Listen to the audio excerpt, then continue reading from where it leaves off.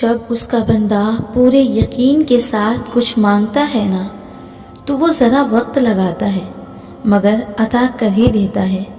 اس کا بندہ اس سے مانگے اور وہ عطا نہ کرے، یہ تو ہو ہی نہیں سکتا ہے۔ یہ تو اس کی شان کے خلاف ہے کہ اگر اس کا بندہ اس سے کچھ اس یقین کے ساتھ مانگے کہ وہ سننے والا ہے، وہ ضرور سنے گا، وہ تو ہر ایک شے پر قادر ہے، وہ ضرور عطا کرے گا، وہ ضرور عطا کرتا ہے، وہ کبھی اپنے بندے کا یقین نہیں توڑتا۔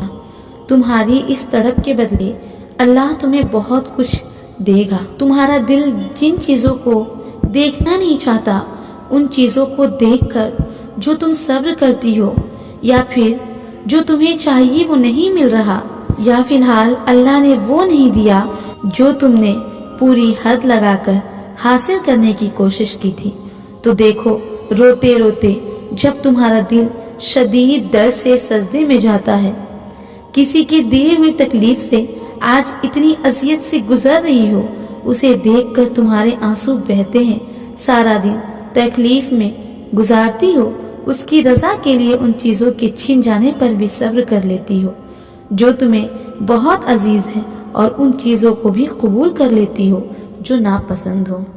تڑپتے دل سے ہی سب کے سامنے آنسوؤں کو صاف کر کے مسکرا دیتی ہو، اپنے ماضی کو یاد کر کے پھر سے تکلیف میں چلی جاتی ہو۔ تمہارے اس تڑپ سے اللہ پاک تمہیں بہت کچھ دے گا۔ ارے یہ تو سوچو، ان تکلیفوں کے بدلے اللہ جنت ہی دے دیں گے، تمہیں اور کیا چاہیے؟ ذرا سوچو تو، یہ چند دنوں کی تکلیفیں، درد، رنج تمہیں اللہ کے قریب کر رہی ہیں۔ اللہ تم سے محبت کرتا ہے، اس کی محبت پر یقین رکھو، ذرا آگے قدم بڑھاؤ، دیکھنا وہ دوڑ کر تمہیں تھام لے گا، تم دوڑ کر دیکھو وہ پورا کا پورا مل جائے گا۔ ذرا صبر تو کرو، ذرا اس کی محبت کو محبت دے کر تو دیکھو، اللہ سب دے گا۔ یہ درد بھی سکون دیتا ہے، یہ درد بھی اللہ کی نعمت ہے، ذرا اس کی مصلحتوں پر راضی ہو کر تو دیکھو، ذرا اس کی مصلحتوں پر راضی ہو کر تو دیکھو، ورنہ وہ نہ دے تو کہنا وہ تم کو تمہاری ماں سے بھی زیادہ چاہنے والا ہے، تمہیں تنکا بھی چبھنے پر اجر لکھ دیتا ہے، پھر وہ تمہیں کیسے تکلیف میں چھوڑ سکتا ہے؟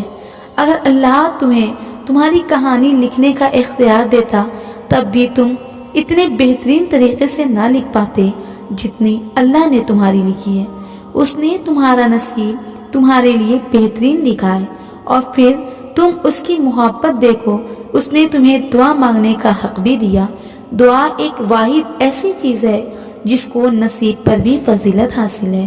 تو جب جانتے ہو کہ وہ کچھ نامکمل نہیں چھوڑتا تو تمہاری کہانی کیسے نامکمل چھوڑے گا؟ تم جانتے ہو کہ دعائیں شدید طاقت رکھتی ہیں، تو پھر مانگتے کیوں نہیں؟